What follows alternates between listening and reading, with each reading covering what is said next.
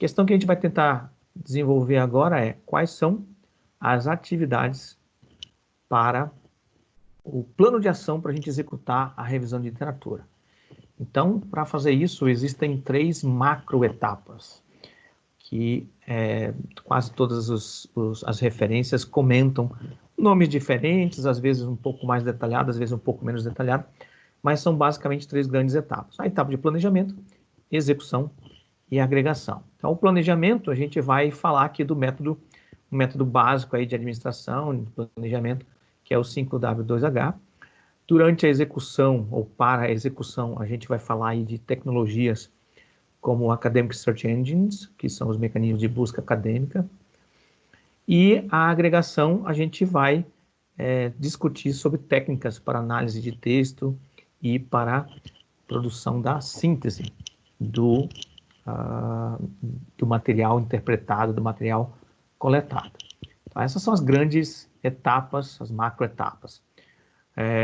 O 5W2H, que é a etapa de planejamento, que a gente vai comentar, o objetivo é definir os condicionantes, os limites.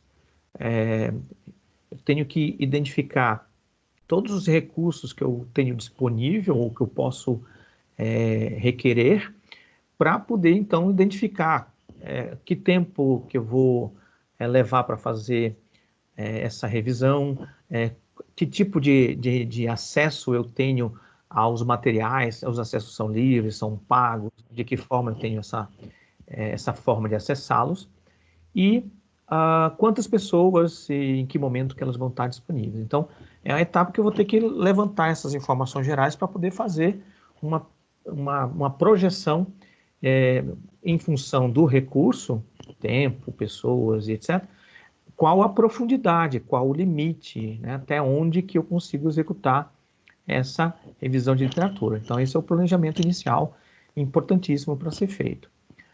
Depois a gente vai passar para a execução, que hoje o objetivo é obter efetivamente os materiais para a leitura. Veja que é uma fase bastante operacional, manual, e o resultado dessa busca depende de onde que eu estou buscando. Então, depende da qualidade das fontes. A gente vai ver que existem fontes bastante variadas, conforme o tipo de fonte de materiais que eu escolho e o tipo de material que eu escolho, eu tenho material mais profundo, mais relacionado com a pesquisa, ou não, tá?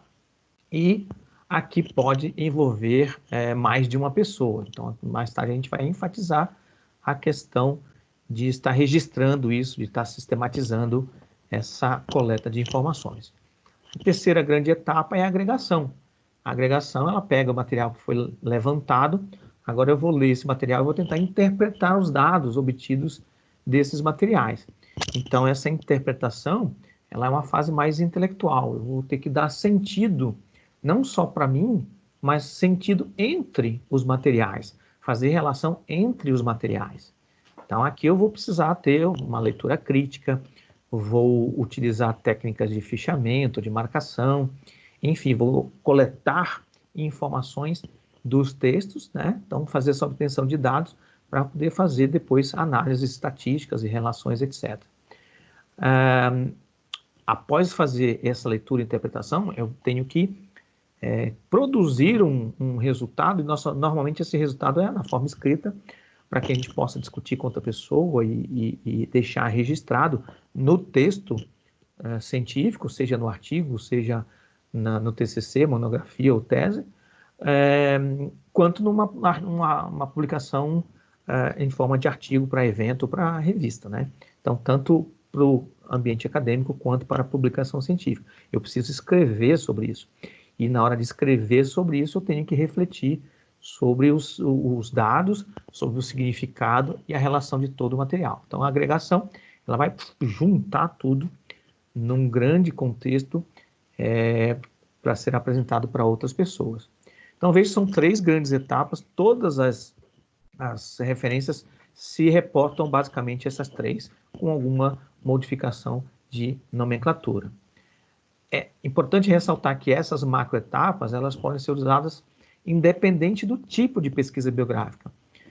Só não vai ser feita aquela pesquisa biográfica que eu comentei antes, que é totalmente da experiência de uma pessoa convidada, de conhecimento renomado e etc.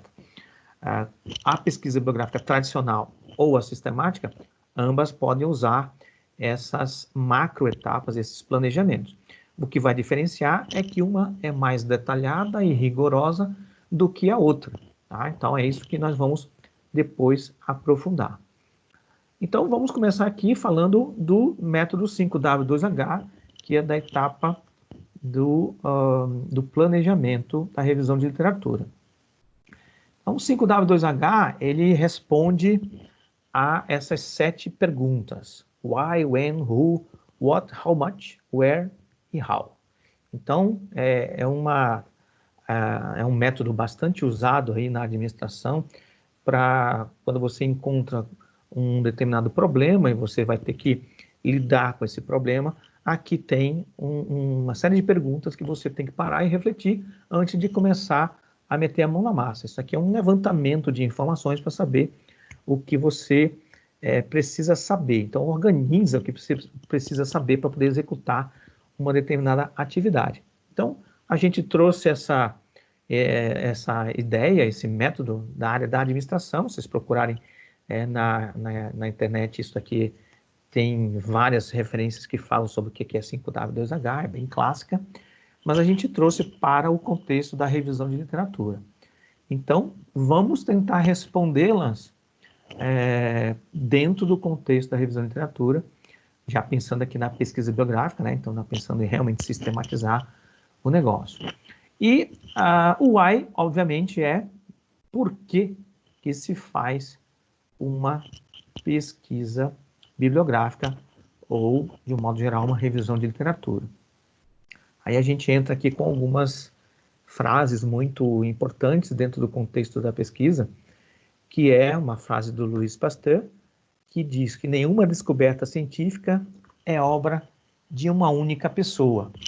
Então vejam que aqui tem uma defesa muito grande de que o processo ele é cumulativo.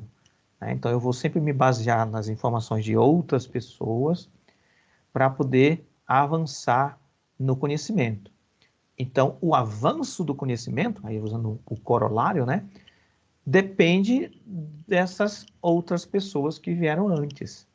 Então depende de revisar o trabalho que existia antes de eu começar a tentar fazer algum avanço. Essa é uma máxima, quase que um dogma, dentro da área da ciência, né?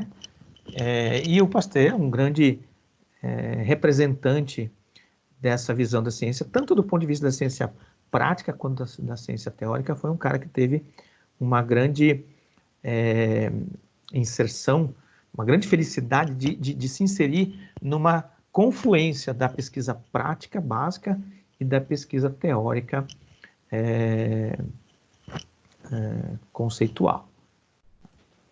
Uma outra frase aqui de um autor desconhecido, que o inteligente é aquele que aprende com seus erros e o sábio é aquele que aprende com os erros dos outros.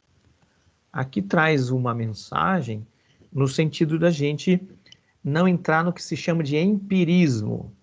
O que é empirismo? Empirismo é aquela tendência que a gente tem de, dado um problema, vamos resolver o mais rápido possível, vamos ter uma primeira solução e depois a gente vê o que acontece. Esse empirismo, ele não contempla os preceitos básicos da ciência. Os preceitos básicos da ciência é justamente isso, reconhecer e entender o que os outros fizeram, tá? E não fazer os mesmos erros. E se eu entrar no empirismo, eu corro uma grande probabilidade de estar repetindo erros. Então, vamos ver o que os outros fizeram, vamos analisar em comparação com a minha situação, e aí eu já posso usar essa experiência, usar esse conhecimento, usar o estado do ofício para poder almejar alguma coisa diferente. Então, é inteligente. Obviamente, as pessoas não inteligentes, elas não aprendem com os seus erros, então erram, então isso não é inteligente. Obviamente, elas podem testar, errar, melhorar e aprender, isso já é inteligente, Mas aqui tem essa complementação de que o sábio é aquele que vai olhar o erro dos outros, isso é bastante sábio mesmo, né?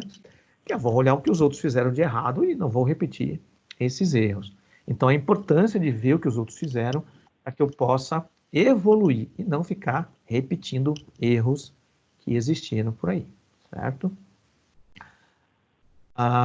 Tem uma outra frase, essa também é bastante clássica, que diz assim: If I have seen a little further, it is by standing on the shoulders of giants. Se eu conseguir enxergar adiante, é porque eu estava sobre os ombros de gigantes. Essa frase é atribuída a Isaac Newton, numa carta que ele fez a um lorde falando sobre ciência, em 1676, mas, na verdade, ela é de um outro inglês, o John of Salisbury, que a cunhou em 1159. Então, vejam que também nesta frase existe essa valorização. O que se chama do ombro dos gigantes? São aqueles antecessores que deram grandes contribuições a uma determinada área de conhecimento. Então, se a gente conseguir estar embasado sobre essas grandes contribuições, eu vou conseguir realmente enxergar além do básico e além do imediato. Essa frase também é bastante conhecida, que pode estar aqui nesse contexto, eu estou usando para valorizar muito a questão do por que fazer revisão de literatura. Porque a gente precisa estar sobre ombros de gigantes.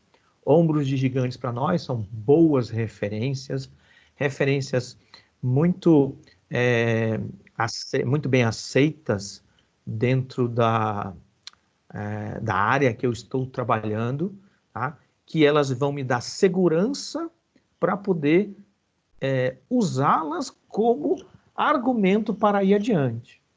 Então, elas são imprescindíveis dessa forma, imprescindíveis para o processo científico, para o avanço do conhecimento. Então, este responde o porquê, né? O why.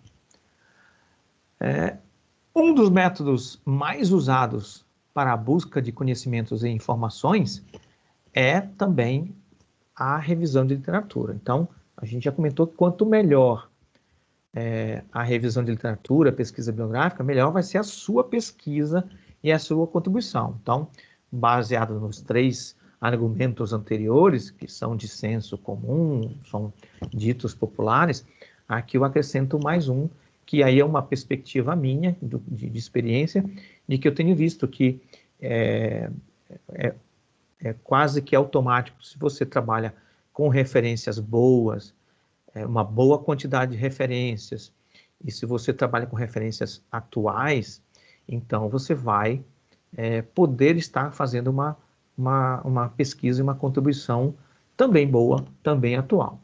Salvo algumas áreas muito específicas em que existem problemas postos aí há décadas, há centenas de anos, principalmente alguns problemas que puxam mais para a área teórica, né? Mas tirando esse contexto bastante específico, a grande maioria das áreas da computação, essa afirmação aqui ela é verdadeira. Quanto mais atual, quanto mais bem embasada você está, maior, mais seguro e mais importante é o próximo passo que você consegue fazer. Tá? Então é muito importante mesmo se fazer uma boa revisão de literatura.